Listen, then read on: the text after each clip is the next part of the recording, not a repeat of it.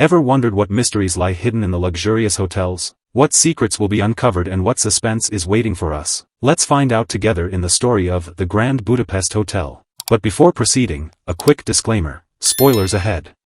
In Zubrowka, a place hurt by war, a young lady goes to a cemetery. She visits a memorial of a man, simply named author, and leaves a key there. She then shows a book called The Grand Budapest Hotel. This book takes us back to 1985. We see author in his house narrating a story to his audience starting in 1968, when he was young. He goes to Zubrowka, where he visits the famous Grand Budapest Hotel, but it's almost empty, just like the town. Only a few guests are there. One day, author is talking with the caretaker of the hotel, Mr. Jean. They notice an elderly man sitting alone in the lobby. Author asks Jean about the man, and Jean tells him that the man is the hotel's owner, Zero Mustafa. Despite being rich, Zero lives in a small servant's room during his visits. Does he has any erotic memories to this room? Let's see. Their talk gets interrupted when a man in the lobby starts choking. Jean helps the man, and author goes back to his room. In the following days, author can't stop wondering about Zero. Eventually, he gets a chance to meet him in the hotel's bath. Zero invites author for dinner that night.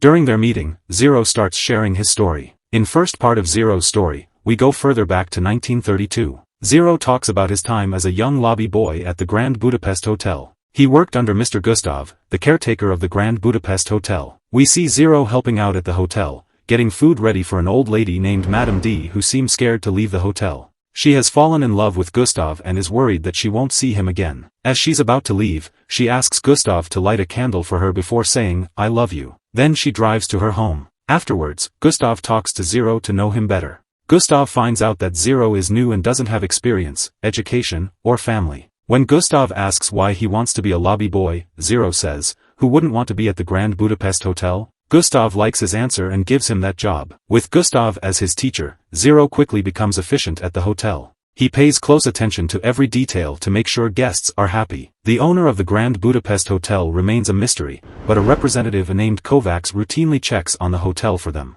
Zero also learns that many important guests come for Gustav, who spends time with wealthy older blonde ladies who feel insecure and want attention. What a life Gustav is enjoying. I wish I were there. During this time, Zero meets Agatha, the love of his life, who is a baker at Gustav's favorite pastry shop, Mendel's. Here starts the second part of Zero's story, in which Madame D passes away suddenly. Gustav and Zero hear the news and rush to her mansion immediately. While on a train, soldiers in the gray uniform stop them and ask questions. They want to arrest Zero because he's an immigrant, but Gustav fights back. An inspector, Henkels, recognizes Gustav and asks the soldiers to leave because Gustav have been nice with him when he visited the Grand Budapest Hotel with his parents. After that, they reach Madame D's big house. Gustav talks to her body and praises it as if she's alive. This man doesn't even leave a corpse. A maid tells Gustav that the butler wants to talk to him. The butler, whose name is Serge, seems scared and rushes off. Then they go to Madame D's trophy room. Her relatives gather to hear her will. Gustav and Zero are surprised to see Mr. Kovacs, representative to the hotel, is in charge of Madame D's belongings and says her will here. The will talks about who will get what, like her son Dmitri and his sisters, and also some other family members. But then Kovacs says there's a new change. Gustav gets a precious painting called Boy with an Apple. Hearing this, Dmitri gets mad at Gustav because he doesn't want the painting to be given to him, and confronts him. In the next scene, Gustav and Zero go to the room with the painting Boy with an Apple. They take it down, and wrap it up. Serge secretly puts an envelope behind the painting that says, "Confidential." Before they leave, Gustav remembers that Serge wanted to talk to him earlier, but he doesn't say anything. On the train ride back, Gustav realizes that Dmitri might come for the painting. He suggests to Zero they should sell Boy with an Apple in the black market. In return for help, Zero gets 1.5% of the money, and also he will be the sole heir of Gustav. Zero agrees on it.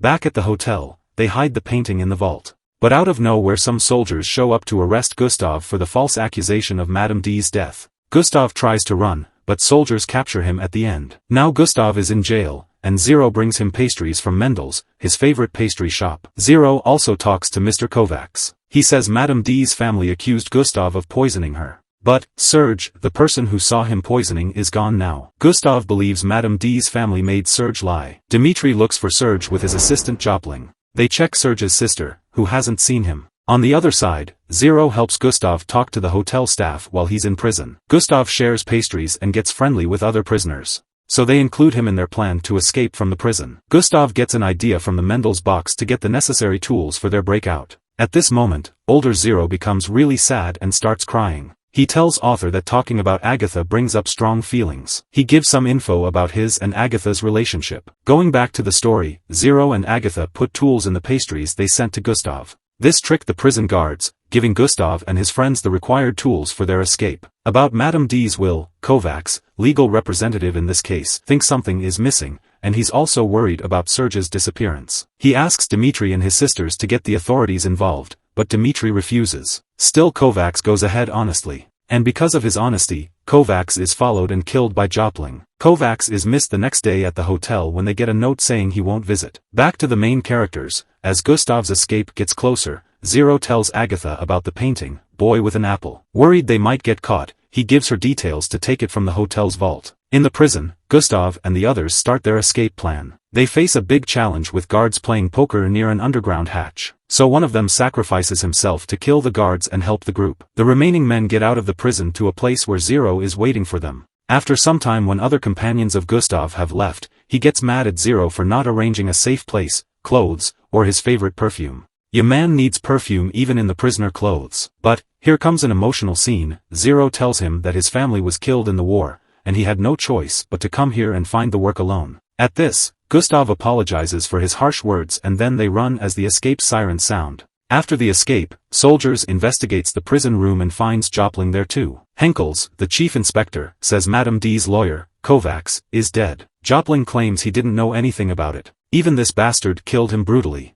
Gustav and Zero, after walking in the snow, find a phone booth. Gustav makes some calls, asking Hotel Society members for help. In the next part of the story, we see the society is a group of hotel caretakers who help each other through thick and thin. Gustav's message goes through many of them for help and Mr. Ivan helps Gustav and Zero. They also find out Serge who is hiding out in the mountains. The caretakers get them train tickets and Gustav's favorite perfume. This man is so obsessed with perfumes. In the next scene, as Kovacs is dead, Dmitri looks at his mother's will. He realizes Boy with an Apple is missing from the mansion. The maid confirms Gustav took it. During this time, Agatha decides to get that painting with Zero's help. The next day, Serge's sister is found dead, and her head is in a basket with a telegram. Soldiers find the info from the telegram, saying to meet Serge in the mountains. Gustav and Zero meet monks who guide them to a hilltop monastery where Serge is hiding. In the monastery's confessional, Serge tells Gustav and Zero about his sister's death and a second will Madame D made. Dimitri's family destroyed it, but Serge got a copy.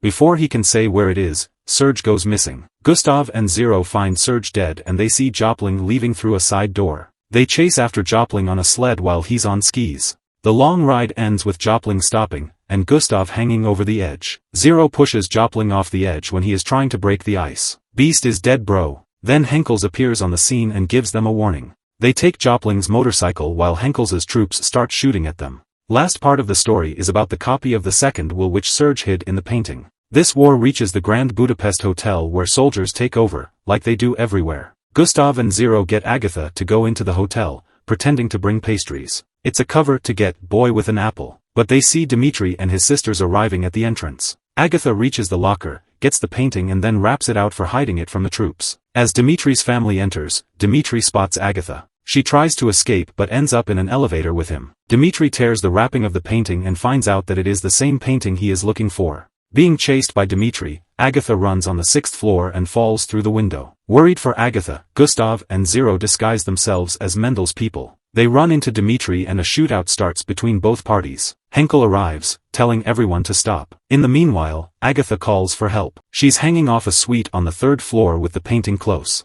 Zero rushes to help, but they both fall off the building onto Mendel's pastry wagon. Bigger fool. After getting the painting, they find the hidden, confidential, papers behind it. With Gustav, Dmitri, Zero, Agatha, and others around, Henkels reads the second will. It clears Gustav of the murder and makes him owner of the Grand Budapest Hotel and all businesses of Madame D. Guys, there is scope in flirting. The mystery is now clear that the real owner of the Grand Budapest Hotel was Madame D herself. Then the old Zero says Gustav became like the ladies he pleased.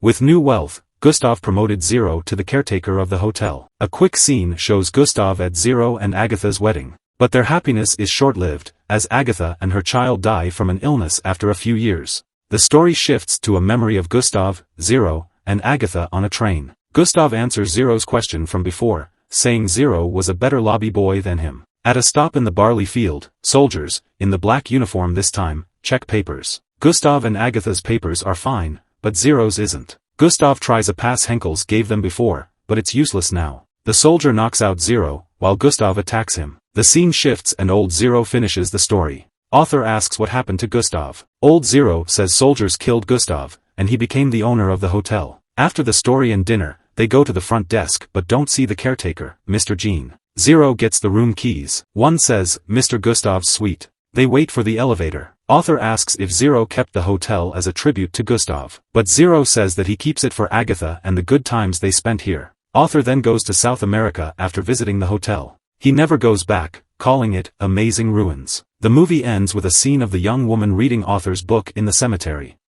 So, how was the recap? Did you like it? If yes, then leave a comment below telling us that what lesson do you get after watching this movie? Thanks for watching. We'll meet with another amazing story.